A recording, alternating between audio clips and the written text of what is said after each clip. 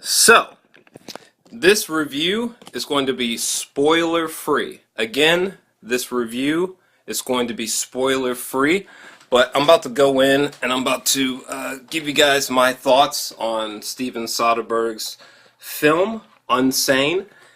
And I just got done watching it for the first time. I thought, so the whole film was shot with like an iPhone 7. And so I thought it would be cute if I just fucking shot this review with my iPod Touch. But anyways, this is gonna be completely unedited, no pictures. I just want to shoot this out to you because I'm kind of wrapping up my year-end reviews, and this is one of them. So sorry for the lateness. But anyways, this film is utterly fantastic. I think this is probably Claire Foy's best performance, at least for me personally, and that's saying a lot. Because like for example, I've seen like both seasons of The Crown, so and I've seen a considerable amount of her work outside of that. But yeah, I think this is probably her best performance. It's remarkable how utterly convincing, transfixing, and just how gripping her performance is. And the cinematography, I didn't really have any issues with the cinematography. I mean, I suppose you can make an argument that the cinematography makes the film look a bit cheap, if you will. But for me, the cinematography, it really just made the film just even creepier than it need. I don't know, like the cinematography made the film creepy. Or creepier than if we had just simply shot the same film, the same movie on film, or with like some huge red digital camera, you know what I mean? So, I don't know. I thought the cinematography worked in the film's benefit. I thought the cinematography made this movie seem almost unbearably creepy. And this movie, it has a lot of uncomfortable like close-ups, and it has a lot of like unorthodox and strange like camera angles and positions. And there's a lot of sequences that are done in one take, which I really appreciated, because for some reason oneers, as like Nick Cage would call them, they're not that popular in the world of cinema. So every time like a film comes and it's got a handful of like sequences that are done in one take, that film always has my heart in some way.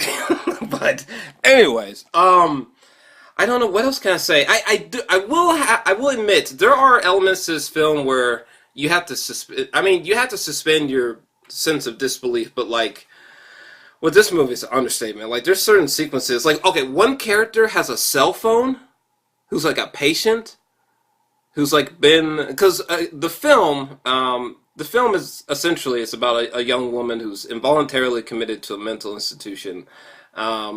And she's confronted by her greatest fear. Is this real, or is this a product of her delusion? And I just okay. The question of like, is it real? Is she crazy? Is she sane? Like that gets answered like I feel like before the second act, which is a flaw. Another flaw is that like there's just so many things that like they just seem implausible. Like that one patient who has a cell phone. Like, how did they sneak the cell phone in here? How has no orderly or how has no one how has no guard confiscated that cell phone? You know what I'm saying? How is this person charging the cell phone? When are they charging it? There's a character whose name is David Strine. And look, I get what they were trying to do with that character. They were trying to infuse some like horror film vibes into that character and to make you like question that character. But like they just took it a little bit too far. Like, oh my god, when we get to the third act, like there's a sequence with Claire Foy in a room that's like the interior is completely blue, and it's just like, yeah, okay, they're taking things a little bit too far. Too far. Like, you guys are triggering me now. You're triggering me so hard. Also, I guess like stalkers are like I've never stalked anyone. Okay, I've never done anything equivalent to Claire Foy's stalker in this film. Thank God. Whew. You ever like see a crazy person and you're just like, whew, thank God I never did anything like that. But anyway, yeah, there's just so many aspects of things that happen in the narrative involving David that I think went way too far. What? Like, there were so many scenes where I was just like, woman, what? No. If I was in your position, I would kill X character, okay? If I was in your position, just calm down, okay? That's another thing that kind of bugs me. Like, I get that, like, this situation is terrible, but it's like, Sawyer, like, relax. Like, there's so many instances where, like, Sawyer made the situation way worse than it needed to be. But anyways, I don't know how long we've been going. About 5 minutes.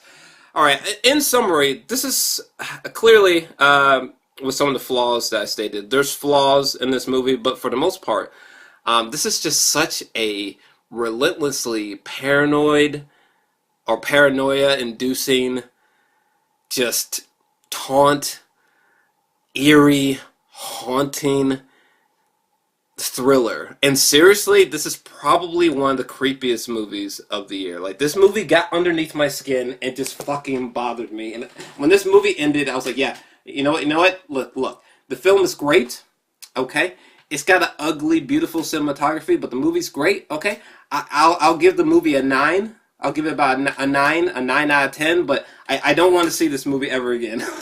Because the stalker aspect, it just bothered me. Oh, it just bothered me. And then this whole, like, it's kind of like Shutter Island, but this whole aspect of her, like, being imprisoned against her will, and to think that there's people out there, like, sane people, who sort of, like, accidentally sent themselves into, like, a mental institution. Oh, that's creepy. Oh, God, that's creepy. Oh, Jesus.